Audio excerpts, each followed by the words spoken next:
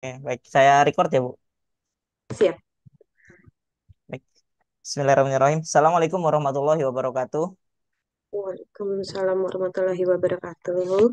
Selamat siang, Ibu Hairunisa, dan Siang. selamat siang juga buat para penonton talk show episode 25 ini di YouTube ya, dan kawan-kawan wawasan ilmu semuanya. Jadi, alhamdulillah kita pada kesempatan kali ini pada hari Sabtu tanggal 15 Juni ini bisa berkesempatan untuk melanjutkan episode talk show yang ke-25 ini dengan tema fenomena kekerasan di Indonesia, yang mana sebenarnya tema tersebut karena adanya ya latar belakang ini ya, saya jelasin latar belakang dulu bahwa kenapa kok Siap. fenomena kekerasan gitu yang kita bahas kali ini. Karena yang pertama adanya kasus-kasus yang viral gitu kan, seperti eh, kasus di Pati yang rental mobil gitu kan. Jadi perental ini eh, ngerentalin mobilnya ke orang Pati, kemudian mau diambil tapi malah perentalnya ini meninggal karena Jadi dikeroyok korban. iya betul Ibu, jadi korban di sana. Nah itu kan sebenarnya dan konon itu kan di Pati itu memang udah gembong gitu. Jadi ada beberapa kelompok yang memang sudah mengakar dan itu sebenarnya perlu ditangani gitu. Nah, gimana cara menanganinya kita bahas nanti gitu. Dan terus kenapa saya memilih Ibu Hairunisa untuk dijadikan sebagai narasumber? Ya karena Ibu Nisa pernah menulis buku Fenomena Kriminologi. Bukunya tebel, teman-teman WI semuanya. Jadi ini semua Ada suatu 500-an.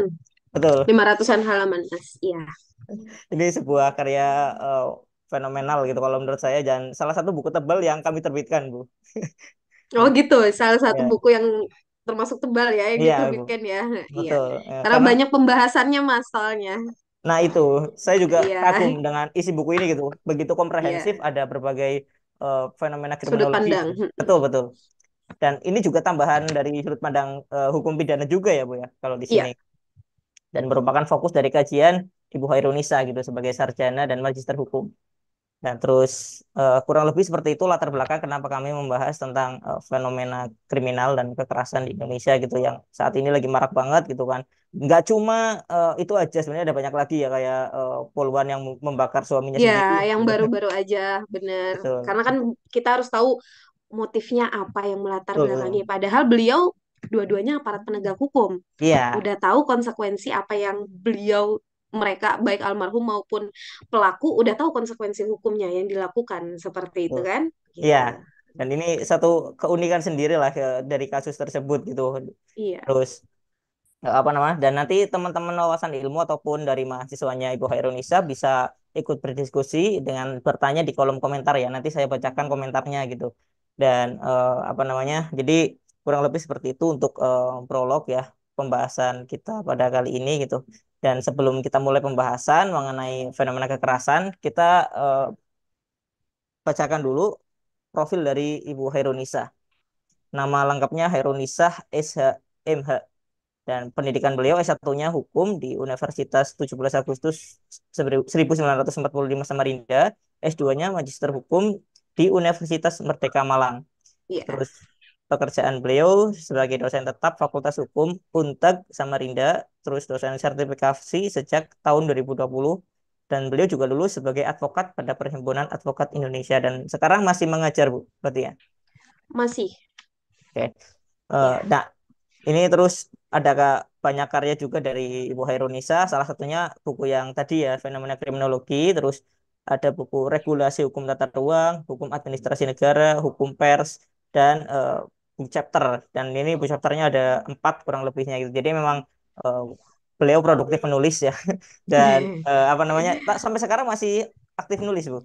Masih. Jadi setiap ya kalau kita masih apa namanya belum mampu yang bikin banyak ya sambil nyicil kalau ada apa namanya panggilan untuk bikin book chapter kami sambil-sambil nulis juga gitu bersama tim yang lain seperti itu sih jadi biar apa selalu men-stretch ilmu yang ada gitu seperti Kalau itu. kalau artikel populer di website nulis juga nggak, Bu? Ada beberapa yang sudah terindeks ya, ada yang Sinta 2, ada yang eh, indeks internasional, tapi baru Copernicus kami baru mau coba di Scopus, cuman ini masih dalam tahap review gitu, karena kan memang susah sekali untuk bisa menuju ke sana untuk Scopus itu gitu, Mas. Jadi Mm. seperti itu. Terus lebih sering mengajar mata kuliah apa sebenarnya, Bu? Jadi saya basicnya itu sebenarnya ngajar hukum perdata, agraria, dan tata ruang karena itu kan masih satu kesatuan. Nah, tetapi kan kita juga harus bisa dituntut untuk mengetahui di luar itu juga gitu ya. Dan saya kan juga eh, advokat ya, maksudnya belum diangkat sumpah ya. Jadi sudah lulus dalam ujian ya kita mau tidak mau suka tidak susah yang harus juga belajar untuk kriminologi, pidana, dan lain-lain. Karena kaitannya ketika ada klien atau ada yang ingin berkonsultasi, ya kita harus tahu juga begitu kan, apa case-nya masing-masing kan berbeda. Ya memang seperti itulah ya, kewajiban dosen memang harus melakukan penelitian, pengabdian pengajaran, jadi nggak cuma ngajar aja, tetapi salah satu menulis buku ini adalah kewajiban dosen juga ya. Jadi membuat karya ilmiah, kita kan di sini juga meneliti juga nih buku fenomena kriminologi. Karena kita pasti apa namanya melihat dengan kondisi yang sekarang yang kita akan bahas gitu. Makanya bukunya tebel, Mas. Karena perspektifnya banyak sekali gitu. Seperti itu kira-kira. Ini luar biasa sekali sebenarnya. Saya juga ini, tapi saya mengiranya tadinya tuh kayak gini, Bu. Semenjak tahu ada buku fenomena kriminologi, saya langsung merujuk pada jurusan kriminologi di UI gitu. Dan saya Oh ya. kepo sebenarnya di Untak ini sebenarnya ada jurusan kriminologi nggak sih, Bu? Nah, kalau di Untak sendiri ya ini mudahan juga bisa jadi apa ya motivasi kampus kami juga untuk membuka apa prodi khusus kriminologi ya. Karena kalau di Untak sendiri Mas tidak ada kekhususannya jadi hanya pidana dan perdata. Tapi kan kalau ilmu kriminologi ini kan nggak hanya orang hukum aja yang bisa, psikolog, ada psikologi kriminologi, orang sosial dari Fakultas Ilmu Sosial Politik itu juga bisa membahas kriminologi. Ya namanya juga kan ilmu yang mempelajari kejahatan. Nah, sudut pandang kejahatan itu kan bisa dari mana saja. Ya kalau di UI mungkin ya itu apa namanya bisa jadi acuan kami juga gitu dalam mungkin bisa jadi masukan lah ya apa yang Mas tadi bahas untuk diuntak ya semoga ada prodi kriminologi karena ini memang khusus sih ya jadi nggak hukum aja gitu seperti itu sih Mas jadi sementara ini belum belum ada gitu Oke, semoga kedepannya ada ya, Bu. Jadi iya nanti bisa lebih luas iya spektrum pembahasan. benar iya Oke, langsung saja Bu, kita mulai ke pembahasan intinya. Dan untuk awalan ini Bu, karena sebenarnya kriminologi sebatas yang orang awam ketahui kan hanya sekedar kekerasan gitu kan. Padahal iya di Haruki Murakami itu salah satu novelis Jepang mengatakan bahwa kekerasan tidak selalu bersifat fisik dan luka tidak selalu mengeluarkan darah gitu. Dan betul. jadi aspek kriminal sebenarnya lebih dari itu. Dan menurut Ibu Herunisa sendiri itu arti kriminologi itu seperti apa sih, Bu? Ya kalau dari saya dan buku yang kami buat ya karena ini kan penulisnya ada dua ya. Jadi penulis utamanya ada senior saya Bapak Irman dan saya gitu. Dan untuk kriminologi sendiri yaitu kita harus ilmu yang mempelajari mengenai kejahatan. Siapa sih penjahatnya? Apakah dia pantas dikatakan sebagai penjahat? Apa sih motifnya dalam dia melakukan kejahatan tersebut? Seperti itu. Jadi memang cara-cara penjahat itu melakukan kejahatan seperti apa? Begitu. Dan sampai akhirnya kita nanti bakal bisa mencari dan menemukan cara untuk dapat mencegah atau menanggulangi dari kejahatan tersebut. Nah, itulah ilmu kriminologi. Jadi, kayak ada upaya preventifnya. Oh, seperti ini. Motifnya apa yang melatar belakangi? Seperti itu. Jadi, memang ilmu yang mempelajari kejahatan dan penjahat itu yang melakukan kejahatan. Seperti itu, Mas. Oke.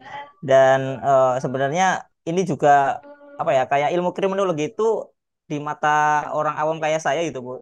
Itu Iya, masih sekedar hanya tahu itu saja gitu. Dan sebenarnya sih perkembangan ilmu kriminologi itu kan ada ya, Bu. Jadi makanya akhirnya ada jurusan sendiri dan ada spektrum ilmu sendiri tentang kriminal betul. atau kriminologi itu. Itu sejarahnya seperti apa, Bu? Nah, jadi kalau dilihat dari sejarahnya ya, dari abad Masehi sampai abad ke-20 memang sudah ada sejarahnya dan nggak nggak di Indonesia saja, pasti kita di luar dari Indonesia sejarah itu ada gitu ya. Jadi memang sejarah dari kriminologi dari Plato di 427 Masehi, dan kita juga bahas di buku kami. Jadi Plato mengeluarkan buku nih Mas yang namanya Republik, ya, telah mengemukakan bahwasannya emas dan manusia itu merupakan sumber kejahatan. Nah, ya, ya.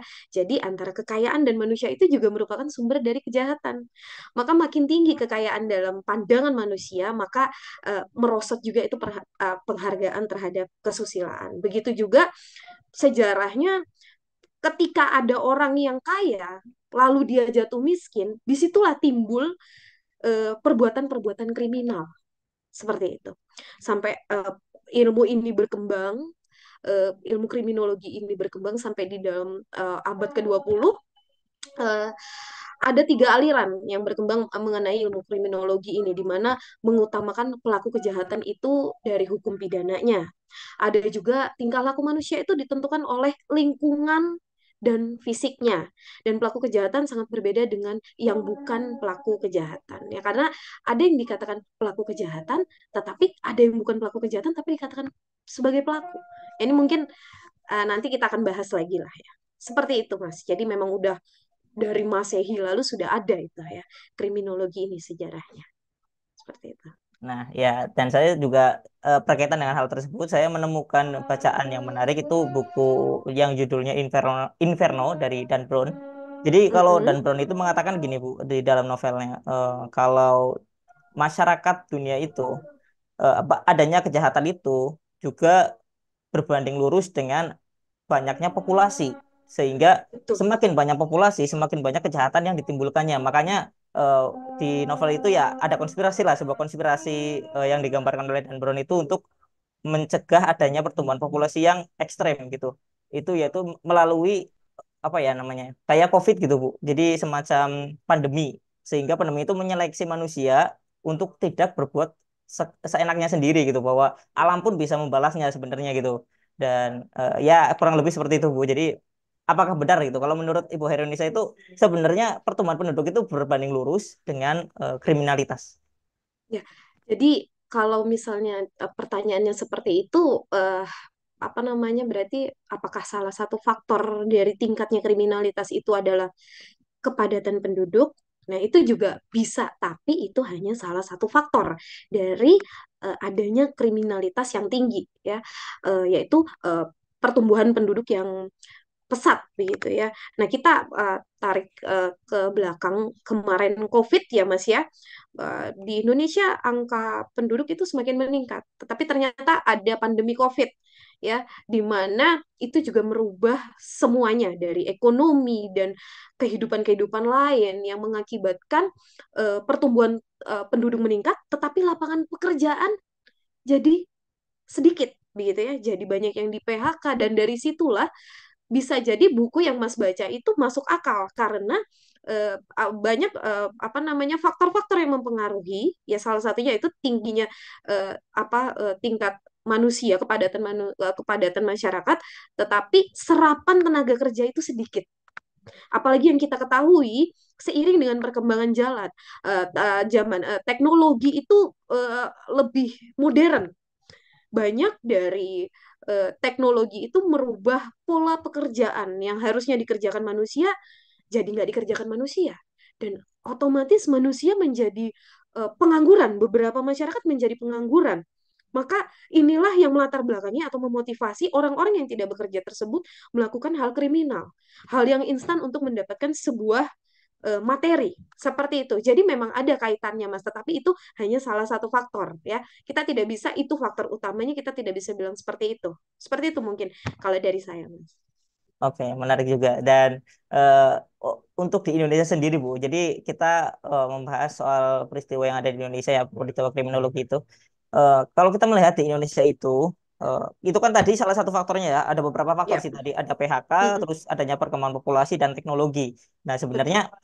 apa sih ya mengapa kejahatan di Indonesia itu lestari sampai sekarang gitu? Jadi seolah-olah nggak ada habisnya, malah semakin bertambah gitu, Bu. Apa sih sebabnya Jadi gitu? kayak ini, ya, sangat paten sekali, ya, Iya, iya, begitu, Bu. ya, selalu ada begitu, ya. Jadi memang kejahatan di Indonesia itu kenapa lestari dan selalu ada, nggak ada habisnya. Padahal peraturan perundang-undangan itu berupaya untuk merubah untuk meminimalisir yang namanya angka kriminalitas supaya lebih rendah. Ya karena gini Mas, kalau menurut saya pribadi ya, pada era globalisasi ini kan dinamika budaya itu termasuk ya, budaya dan pesatnya perkembangan dan ilmu pengetahuan itu melahirkan persaingan dari berbagai dalam kehidupan begitu ya, dan banyaknya perubahan yang terjadi pada nilai-nilai yang terkandung di dalamnya seperti orang hedon begitu ya, orang yang kaya memamerkan kekayaannya begitu, apalagi sekarang dikit-dikit flexing seperti itu. Nah, itu memunculkan menurut saya kenapa khusus di Indonesia itu sangat lestari sekali. Netizen-netizen di Indonesia itu dalam memanfaatkan media sosial itu apa ya, sampai terkenal kan di dunia luar. Ketika netizen Indonesia yang memanfaatkan media sosial secepat itu bisa merubah uh, suatu kejadian begitu dari hedonis dan itu. Nah, itulah yang menurut saya kenapa kok sampai lestari. Apalagi teknologi dan budaya di Indonesia, budaya kita mengalami apa namanya pergeseran ya, jadi lebih rendah nih. Ibaratnya kan Indonesia tuh terkenal dengan budaya timurnya, ya kan, tidak suka mencela orang kalau kita lihat dari sejarahnya kan budaya timur di Indonesia. Tapi itulah yang mempengaruhi, maka dari itu bisa jadi lestari karena itu tadi. Dikit-dikit ada yang hedon, ikut juga mau hedon, tetapi dengan cara yang salah. Maka dia melakukan dengan hal-hal yang kriminal. Jadi itulah yang salah satu menurut saya kenapa lestari sekali di Indonesia. Seperti itu mungkin Mas. Jadi Oke, akibatnya manusia itu berperilakunya selalu mengarah ke negatif. Menurut saya oke, seperti itu. oke. Dan eh, ini sebenarnya ada kaitannya nggak sih Bu dengan misalnya minimnya pendidikan moral atau ya intinya ada kaitannya nggak sih dengan pendidikan moral gitu Bu? Nah, itu kalau dari saya pribadi, karena saya juga di Universitas 17 Agustus, saya juga mengajar ilmu sosial budaya dasar, di mana mata kuliah itu memang dasar dari mahasiswa yang masih baru. Begitu. Tadi Mas berbicara mengenai pendidikan moral. Ya, sebenarnya pendidikan moral itu kan kita dapat dari kelompok terkecil kehidupan kita. Siapa kelompok terkecil dari kehidupan kita? Yaitu keluarga. Ya, jadi bermula dari rumah dulu, pendidikan moral dan akhlak yang kita bangun. Seharusnya itulah yang ditekankan hingga sampai kuliah pun masih tetap harus diberikan edukasi dan ilmu-ilmu mengenai apa namanya perbaikan moral dan akhlak itu. Karena yang kita lihat sekarang berita-berita yang viral ataupun masalah-masalah hukum yang ada, kebanyakan aparat penegak hukum atau orang yang lebih mengerti hukum itu dia melanggar, padahal dia tahu begitu dari koruptor dan lain-lain. Karena apa? Pendidikan moral dan akhlaknya berkurang. Seperti itu menurut saya, Mas. Oke. Dan ini kalau konsepnya kan tadi pendidikan moral bisa dimulai dari keluarga gitu ya Bu. Dan padahal Iya. kita beralih nih Bu ke kasus Bu. Jadi di Mm-mm. kasus yang Pati itu kan justru gembong gitu. Jadi kayak ada kelompok bahkan satu kecamatan ataupun satu desa gitu. Ini udah bukan keluarga lagi Bu. Nah sebenarnya menurut pandangan Ibu ya dari sudut pandang kriminologi ataupun hukum itu seperti apa sih? Dan apakah peristiwa yang di Pati itu ya dalam satu gembong penjahat itu bisa diatasi gitu? Kalau saya baca beritanya itu kan kasus rental mobil di Pati ini kan, padahal si korban ini sebenarnya korban ini udah jatuh ketimpa tangga pula gitu kan, jadi udah korban dikeroyoki pula sampai meninggal dunia. Nah, yang melakukan adalah gembong.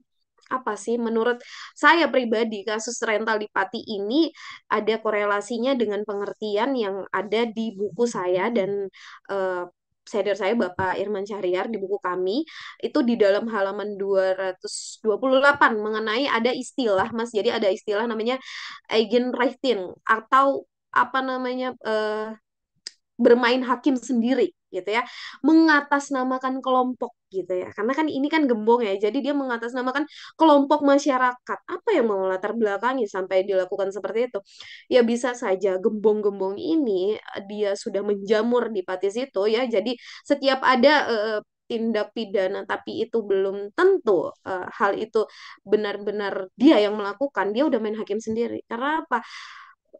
Mungkin saja motivasinya adalah ketidakpuasan masyarakat di Pati terhadap penegakan hukum yang ada di Indonesia gitu kan. Jadi anggapannya gerombolan orang itu menganggap sini saya selesaikan, ini lebih bagus karena ini adalah pencuri gitu.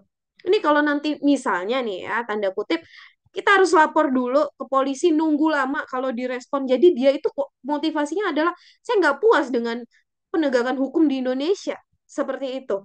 Jadi ya menurut saya permasalahan main hakim sendiri itu memang sudah lama gitu ya terjadi persoalan yang seperti ini. Apalagi semenjak pasca reformasi itu juga tindakan main hakim sendiri ini sering terjadi.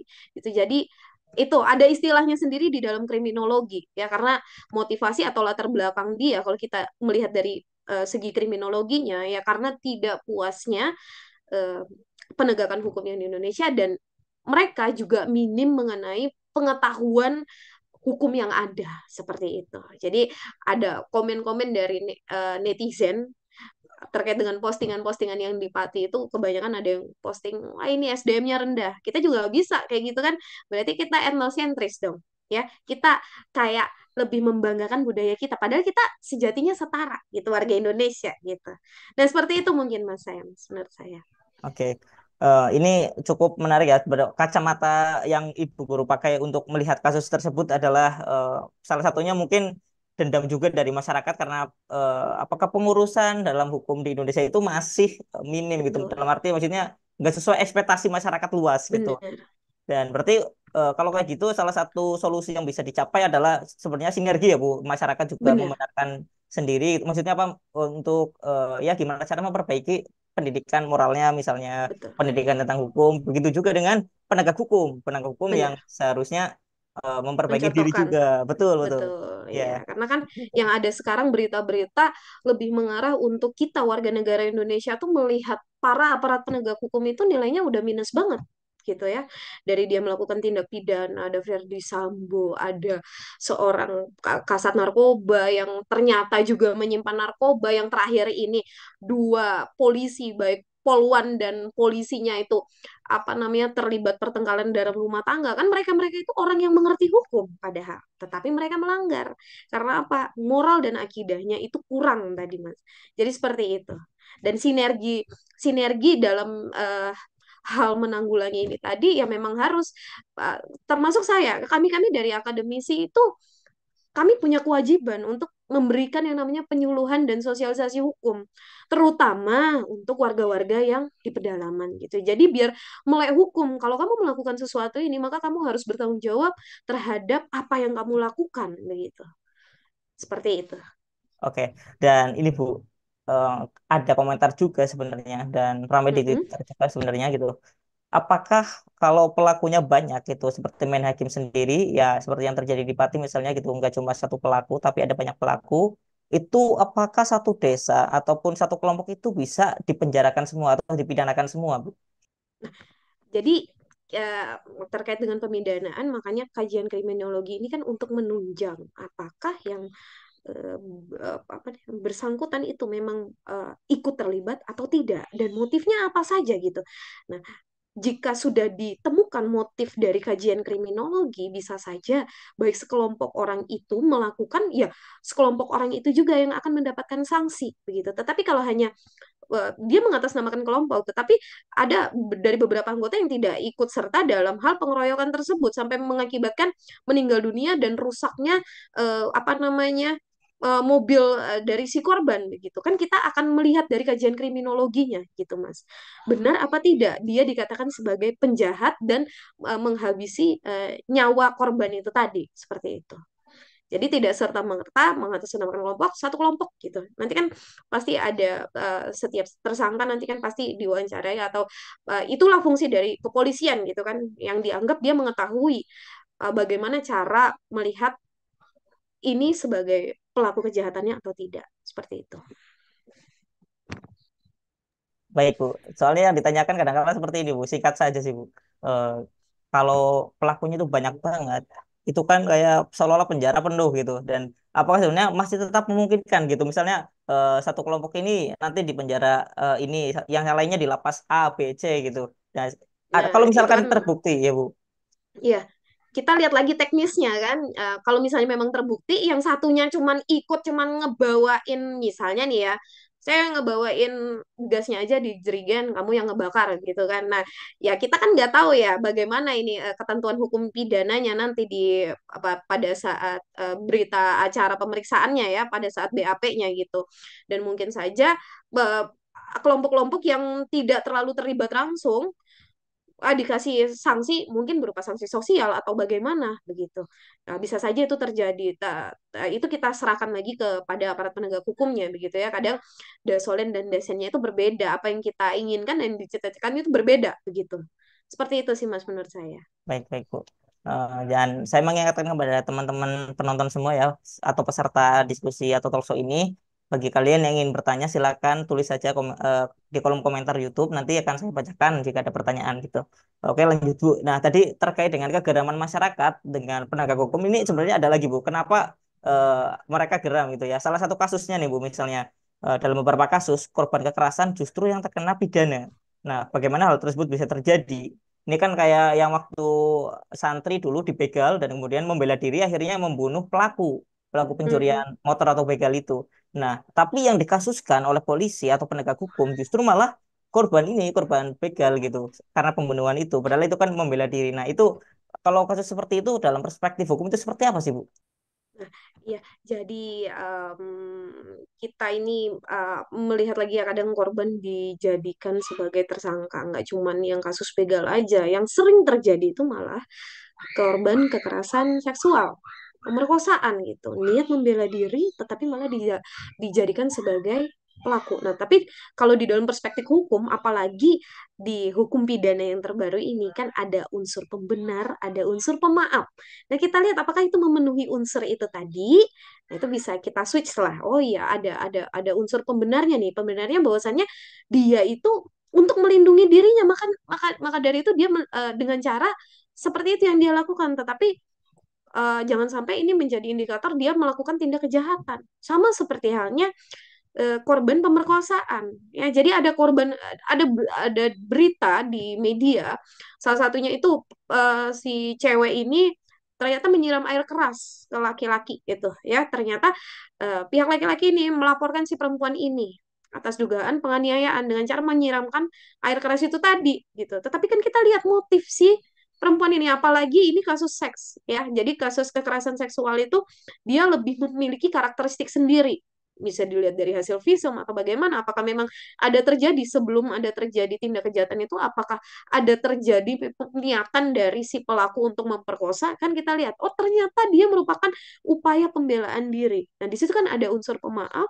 dan ada unsur pembenar itu tadi Mas di dalam KUHP kita yang terbaru itu, kalau dilihat dari perspektifnya. Makanya kajian kriminologi sangat penting untuk memecahkan ini tadi kasus-kasus hukum ya, termasuk kasusnya Vina, Peggy itu kan sampai diharapkan sampai minta ke presiden nih, memohon untuk cepat tanggap dalam hal apa motif yang melatar belakangi ini terjadi, karena ini kan menyangkut mengenai pelanggaran hak asasi manusia juga.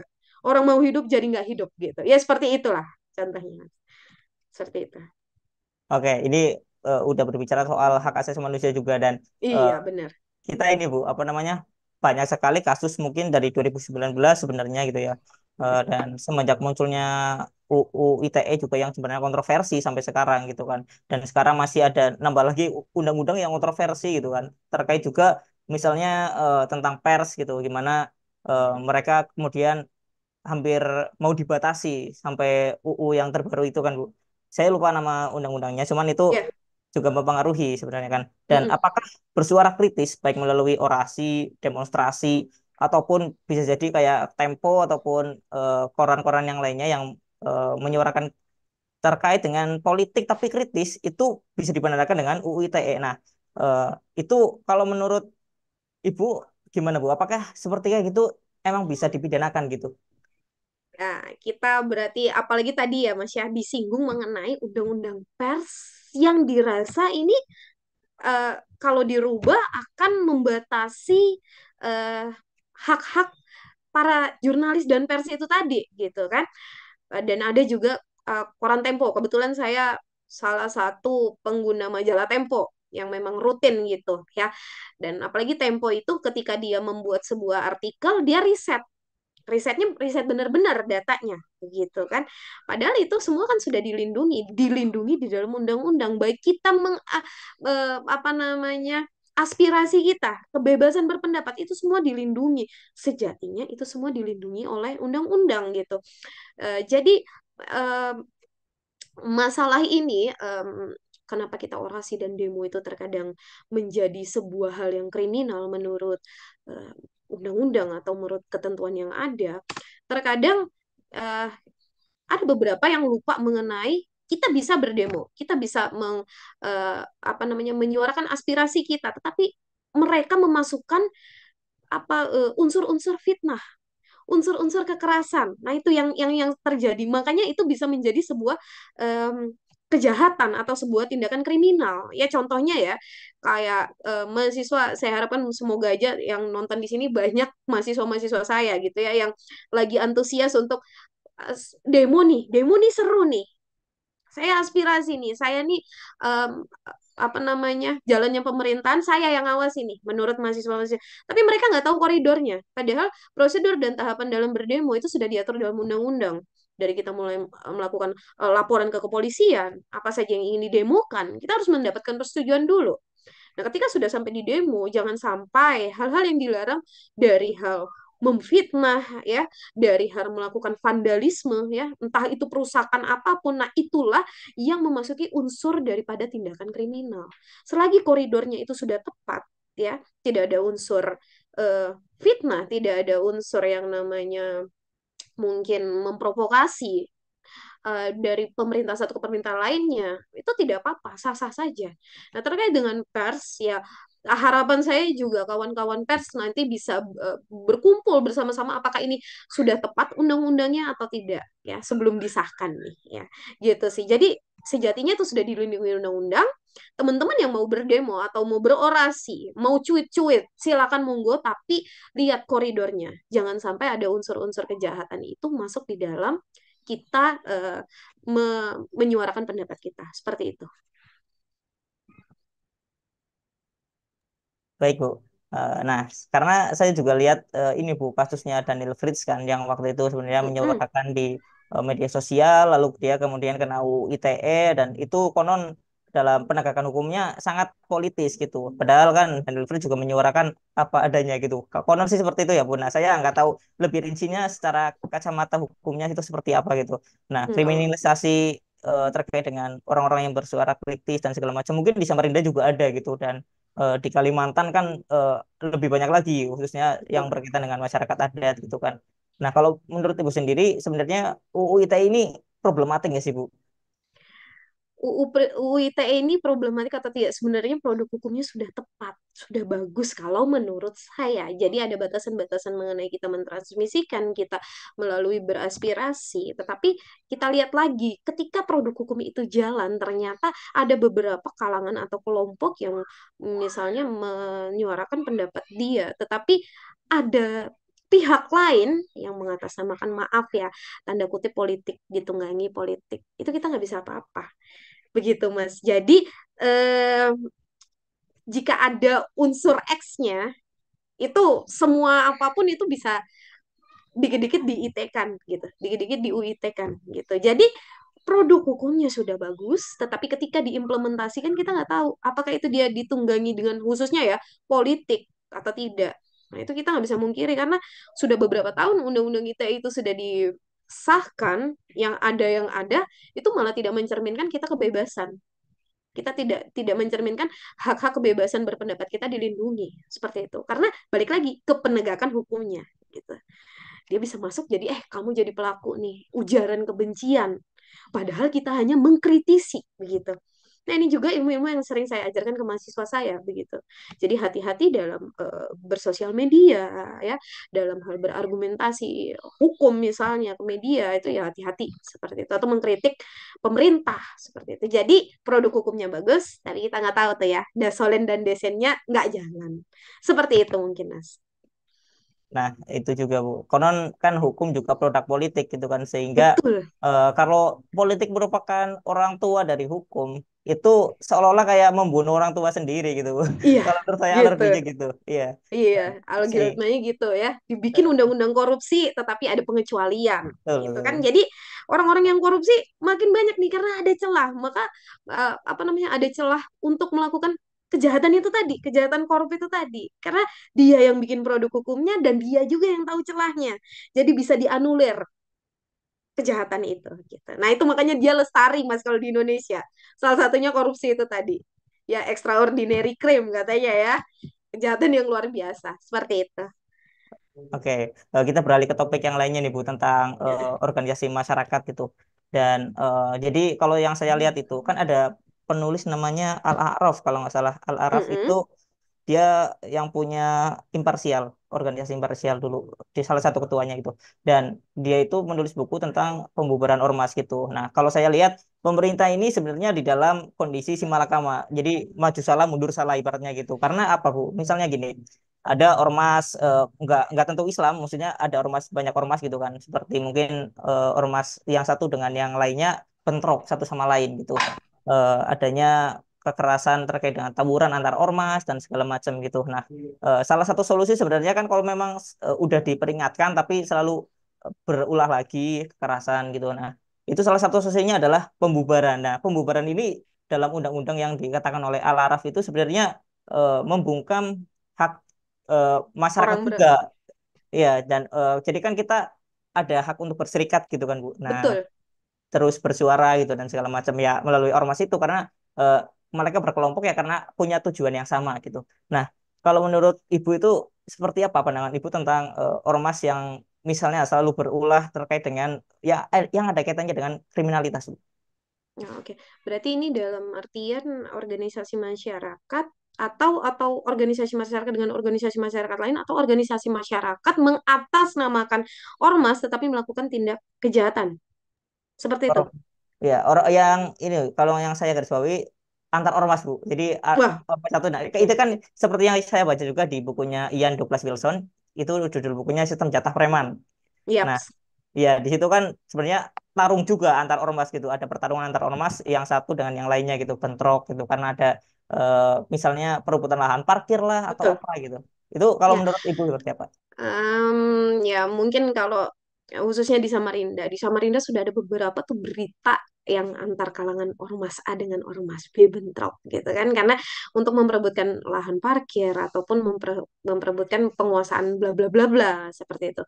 Nah, seharusnya kalau saya itu menurut paham saya ya karena saya juga mengajar hukum perseroan juga ya. Jadi organisasi masyarakat itu ada anggaran dasar, ada anggaran rumah tangganya begitu. Nah, kewenangan dari dalam hal ini misalnya Kementerian Hukum dan HAM bisa saja membubarkan apabila memang ada indikasi apa yang dilakukan kegiatan dari ormas salah satu ormas tersebut memang ada unsur kejahatannya. Kalau saya sih setuju saja gitu. Jadi diberikanlah peringatan terhadap organisasi masyarakat itu. Karena kan sejatinya misalnya dia membuat sebuah organisasi di satu kota, dia kan harus ada dokumen pendukungnya lagi nih. Ada aturan khususnya lagi untuk dia mendapatkan surat dia melaksanakan organisasi tersebut, entah dari Balitbangda atau apa yang namanya memberikan izin, oke ini bisa melakukan kegiatan bla bla bla bla ormas ini gitu ya.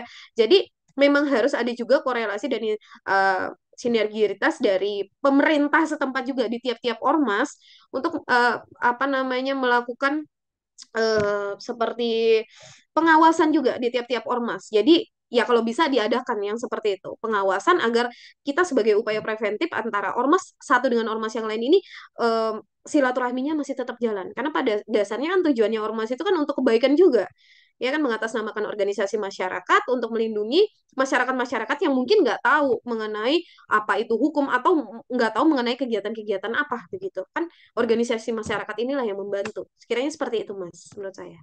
Baik, Ibu. Ini cukup banyak dan komprehensif sebenarnya jawaban Ibu terkait dengan perihal ormas itu. Iya. Eh Beralih lagi Bu tentang topik yang lainnya yaitu eh, ini udah mengerucut kepada pribadi masing-masing Bu. Jadi apakah ada tindak kriminal yang akrab sebenarnya di keseharian kita, tapi Mm-mm. seringkali kita tidak sadari gitu bahwa itu tuh merupakan tindak kriminal gitu dan bagaimana Iya. cara menanggulanginya?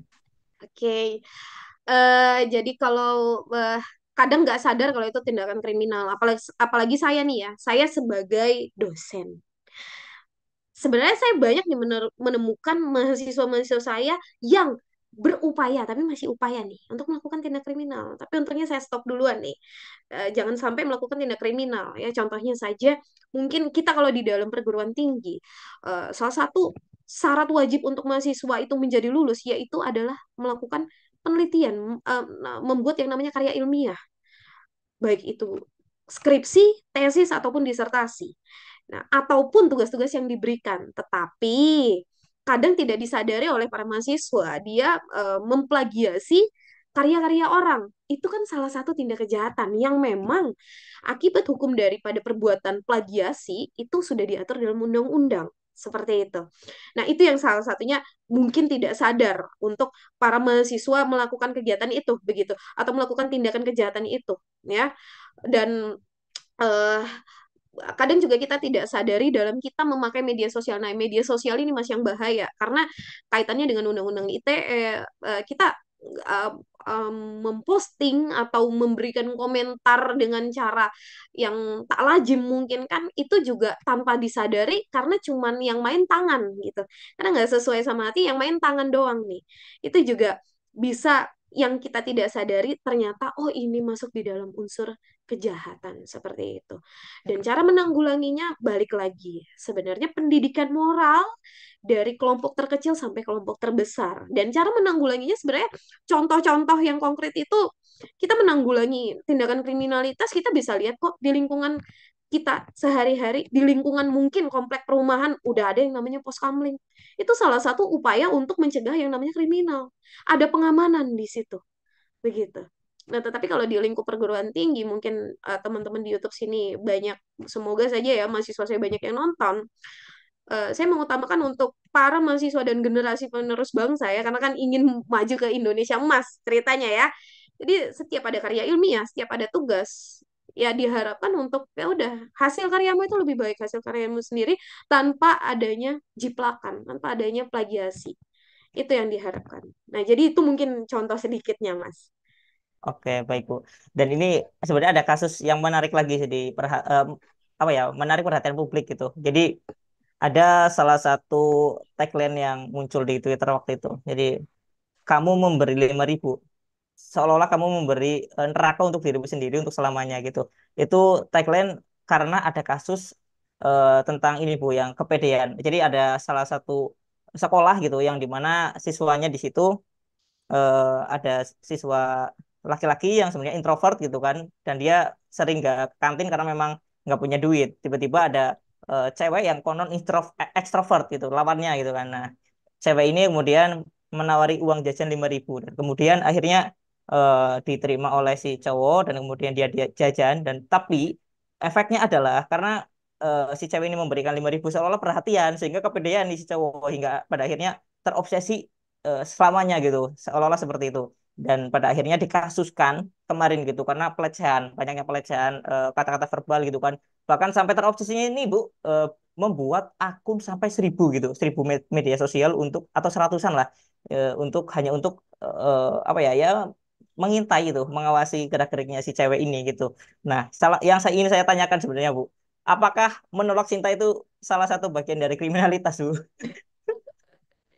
Jadi menolak cinta salah satu menolak nih ya. Jadi terkesan mbaknya PHP nih yang ngasih 5.000 rupiah itu tadi ya. Jadi seolah-olah PHP padahal udah cinta mati itu ya, ya ngerasa diperhatikan begitu. Nah, eh, ya ya kalau saya belajar dari ilmu sosial budaya dasar, kita kan sejatinya itu kan makhluknya makhluk sosial. Introvert itu diperbolehkan, tetapi juga harus berinteraksi dengan yang lainnya tentunya ya kan. Nah, jadi kalau menurut saya menolak cinta itu hal kriminal selagi ditolak ya udah fine fine aja, tetapi ketika ada modus operandi atau ada motif untuk melakukan kejahatan dari segi mengintai sampai kepada nanti melakukan pelecehan seksual uh, secara nonverbal mungkin ya bisa dikatakan sebagai tindak kriminal karena dia sudah ada modusnya gitu. Ada modus melakukan kejahatan yang melatar belakanginya apa? Ya itu tadi cintanya ditolak gitu ya. Untungnya cintanya ditolak, dukunnya nggak bertindak gitu ya. Jadi ini cinta ditolak, dia bertindak sendiri sampai bikin 1.000 akun yang ngintai dia gitu ya.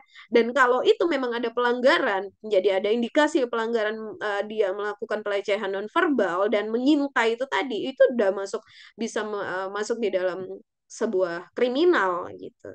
Seperti itu menurut saya, Mas. Oke Bu, kita masuk ke sesi yang terakhir Bu. Eh, Nah, karena kita udah bahas banyak banget tadi persoalan-persoalan kriminalitas di Indonesia khususnya gitu kan, dan kita bahas juga di awal tentang pengertian umum kriminologi gitu. Jadi dari semua bahasan kita gitu kan sampai cara penanggulangannya gitu, itu saya berikan waktu kepada Ibu untuk closing statement Bu, yang kira-kira bisa berguna bagi penonton wawasan ilmu maupun mahasiswa Ibu yang sedang nonton. Silakan Bu. oke. Ini. Ya, nggak ada yang nanya nih, berarti mungkin paham semua nih ya, yang sudah Iya dijelaskan Bu. mungkin ya. Iya. Iya Bu. Ya, jadi closing statement dari saya itu, pokoknya, sebagai makhluk sosial itu harus membutuhkan pertolongan orang lain dan menjadi orang yang mempunyai moralitas yang tinggi. Karena ketika moral itu sudah hancur, orang yang tahu mengenai hukum dan lain-lain pun itu bisa saja melanggar peraturan yang ada atau melakukan tindak kriminal. Intinya moral dan akidah itu nomor satu di dalam kehidupan kita. Seperti itu, Mas. Alhamdulillah. Ini closing statement yang cukup apa ya? Ya berbau kata-kata mutiara juga, Bu. Iya, Oke. sekalian eh, ya. iya, Bu. Dan alhamdulillah kita udah sampai di sesi terakhir dan saya harapkan dari kawan-kawan juga dapat mengerti sekaligus mengamalkan apa yang baik dari yang Ibu Hairunisa tadi sampaikan gitu. Dan kita buang yang jahat-jahatnya dan kita buang semua hal-hal yang berbau kekurangan gitu ya. Dan Iya, saya rekomendasikan kepada teman-teman wawasan ilmu maupun yang menonton untuk membeli bukunya Bu Hairunisa yang iya, judulnya Fenomena Kriminologi. Ini iya, buku yang tebal dan komprehensif seperti yang tadi dijelaskan dan hampir semua peristiwa yang tadi kita ceritakan ada kasus-kasusnya ataupun teorinya di dalam sini gitu. iya, Eh, benar. dan itu saja sekian dari saya. Terima kasih banyak Ibu Hairunisa Iya, yang telah terima kasih juga untuk tim wawasan ilmu ya, yang sudah membuat acara yang cukup menarik untuk hari ini. Iya, Alhamdulillah. Ya alhamdulillah. Bu, Oke, sampai ketemu lagi ya Bu di siap. sesi-sesi berikutnya. Semoga kita nanti bisa lagi lah Ya, siap. berkolaborasi. Oke, Iya terima Bu, kasih. sama-sama. Sampai jumpa kawan-kawan semuanya. Assalamualaikum warahmatullahi wabarakatuh. Waalaikumsalam, izin, Liv.